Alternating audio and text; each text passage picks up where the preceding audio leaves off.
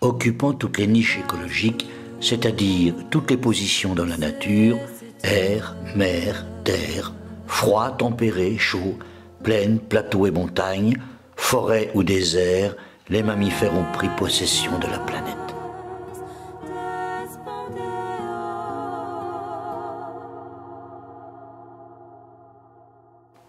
Comment ont-ils fait?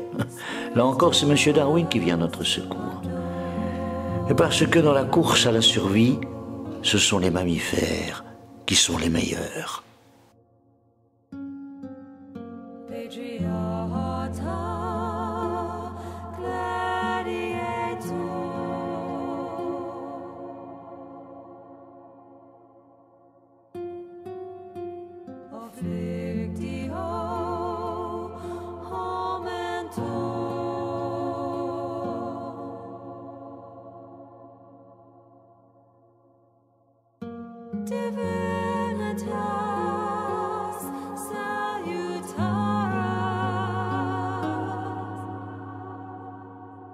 Bon, pas toujours les meilleurs, mais souvent.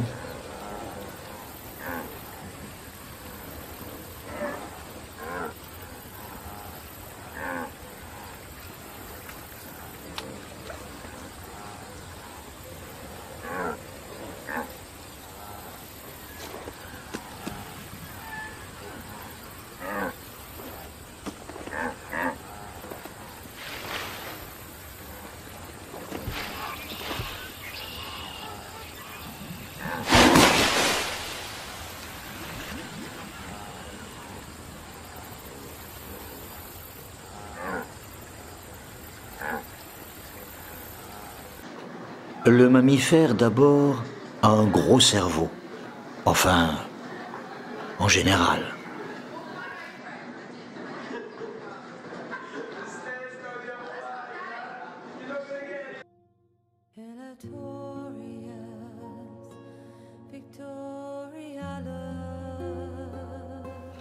Nous aussi, les êtres humains, sommes issus de la compétition entre espèces et de l'évolution. Celle des primates, nos cousins les singes, qui nous ressemblent tant. Pauvre Darwin, cette idée-là a eu un peu plus de mal à passer. Ici, tu vois, on a le département des primates. Tu vois, tu te souviens, on a étudié les primates en classe. Comment on les appelle également? On les appelle les singes. Les singes. Est-ce que nous sommes parents avec les singes? Non, c'est une légende. Attends, est-ce que nous ressemblons aux primates? Oui. Qu'est-ce qui fait qu'on ressemble aux primates, par exemple? Regarde bien leurs mains. Par exemple, ils ont 5 doigts.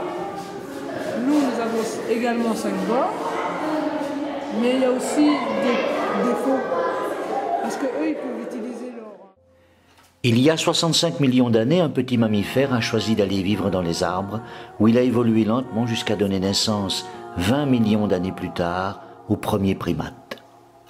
Les primates, c'est-à-dire les singes, vont également réussir en ce sens qu'ils vont former un ordre très diversifié. Tous les primates sont des mammifères sociaux et, à l'exception de l'homme, ils vivent dans des régions chaudes, ont un régime frugivore et insectivore, ont développé une vision stéréoscopique en couleur et un cerveau aux capacités cognitives étonnantes. Les primates ont la bosse des maths. L'ancêtre de l'homme apparaît il y a environ 7 millions d'années, quand il se sépare de nos cousins les chimpanzés, nos plus proches parents sur la Terre.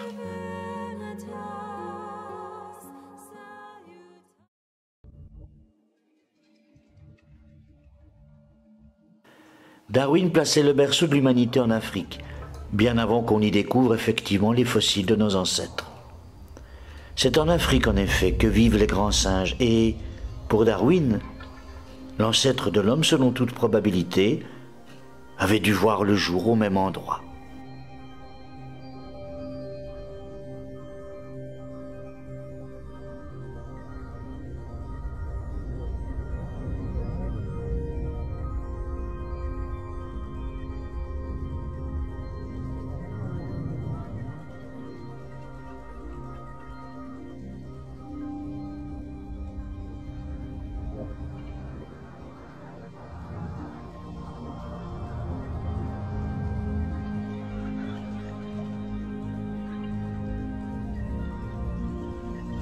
La science est venue confirmer cette formidable intuition.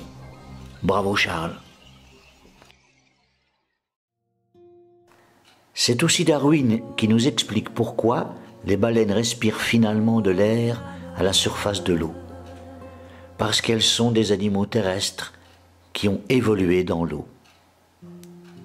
Mammifères, reptiles, poissons, tous les animaux plongés dans le même environnement ont tendance à adopter les mêmes formes.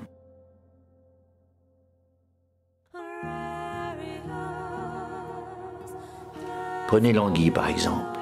Ce n'est pas un serpent, non. L'anguille est un poisson. Les baleines, en vivant dans l'océan, ont adopté les mêmes formes que les poissons. C'est le principe de convergence évolutive mis en avant par le prix Nobel Jacques Monod. La génétique aussi est venue au secours de Darwin, avec ce qu'on appelle l'horloge biologique. Elle démontre ce que la paléontologie avait déjà compris, à savoir la filiation entre espèces. Par exemple, sais-tu que le crocodile est l'oncle des oiseaux? Eh oui, oncle des dinosaures, le crocodile est parent du T-Rex, de l'ordre des Aurorichiens. Or, les Aurorichiens ont engendré les oiseaux primitifs. On a même exhumé en Chine des dinosaures qui avaient des plumes. Oui, oui. Certains vont même jusqu'à penser que le fameux T-Rex en avait quelques-unes sur le cou. On n'a pas fini de s'étonner. Aujourd'hui, appuyée sur des faits et de nombreuses découvertes, la théorie de l'évolution n'est remise en question par aucun savant sérieux.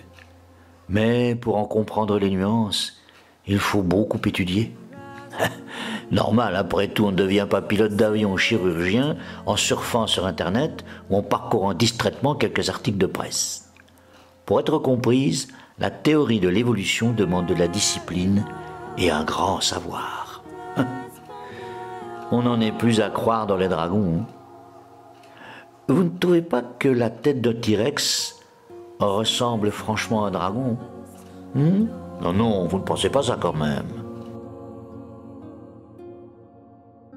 Et les cyclopes, ces géants de la mythologie grecque, vous savez d'où ça vient? Peut-être est-ce pour te rappeler les lois de l'hospitalité que tu nous laisses sortir. On verra après, donne-moi un peu pour voir.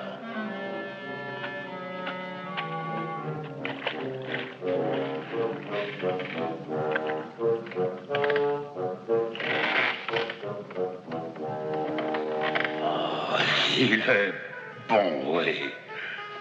Dis donc, avec quoi tu as fait ce sang?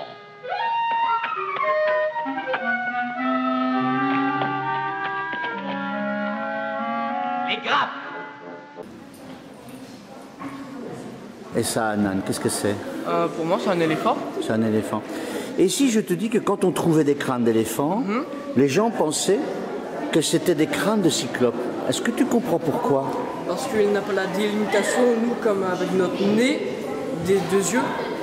Ah oui, et on pensait qu'ils n'avaient Qu'un seul œil. qu'un seul œil. Et les gens croyaient que c'était des cyclopes. Tu sais ce que c'est, un cyclope? Oui, c'est une personne avec un seul œil. Ça existe? Non. C'est un être mythologique? Oui. La théorie de l'évolution ne sert pas qu'à écarter les explications merveilleuses et les mythes. Elle nous permet aussi de prendre conscience du temps qu'il a fallu à la nature pour créer la biodiversité au milieu de laquelle nous prospérons et que l'homme menace par ses activités prédatrices.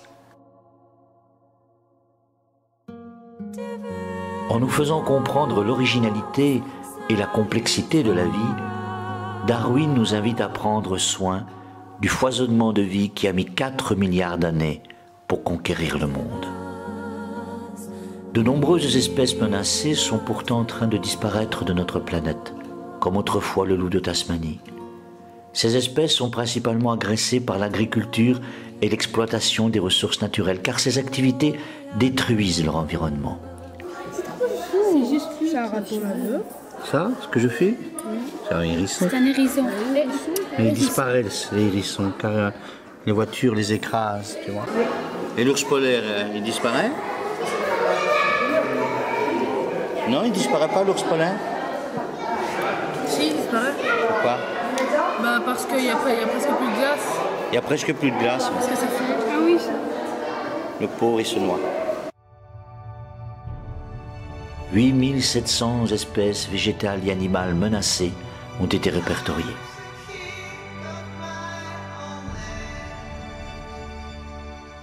Parmi elles, la baleine, bien sûr, l'ours polaire ou le léopard, mais aussi l'orang-outan, le sélacanthe, le grand requin blanc,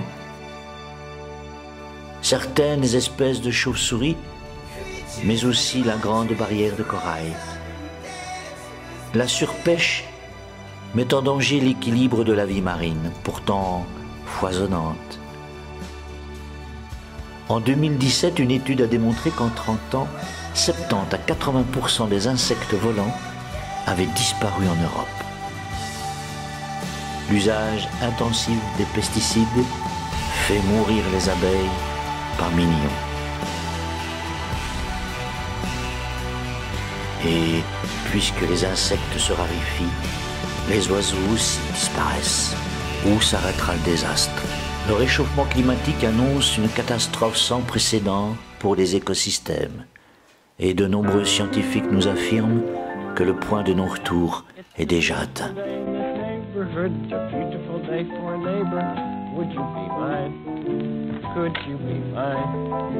It's a neighborly day in this beauty wood, a neighborly day for beauty. Would you be mine? Could you be mine? Please won't you be my neighbor, my television neighbor? I'm glad we're together again.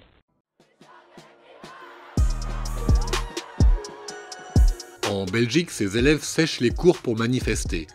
Et ils sont de plus en plus nombreux à le faire.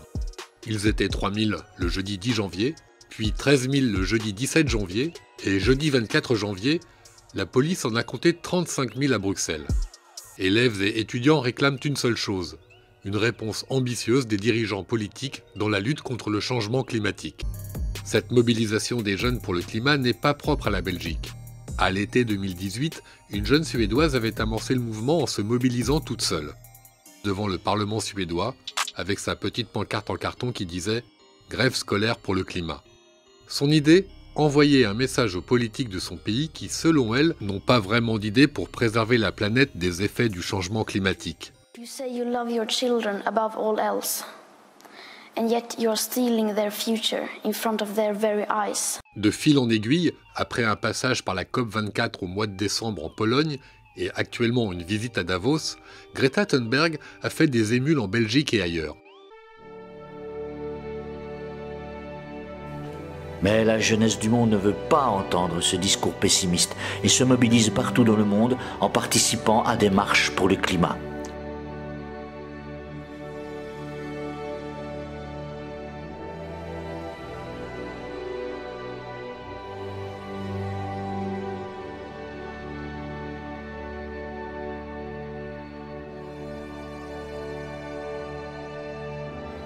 Hé, Charles, je me repose.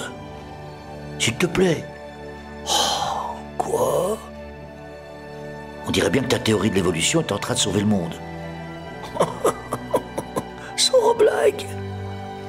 En tout cas, ça ressemble brillamment.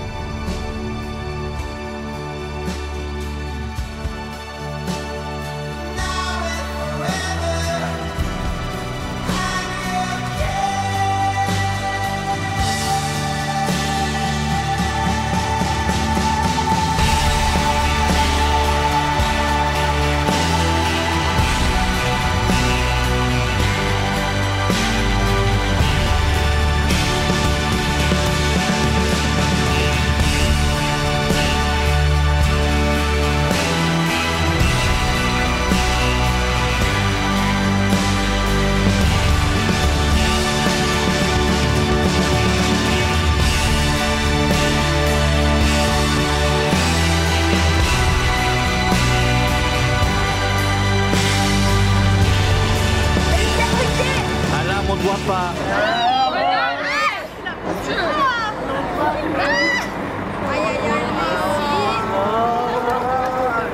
Faites ça.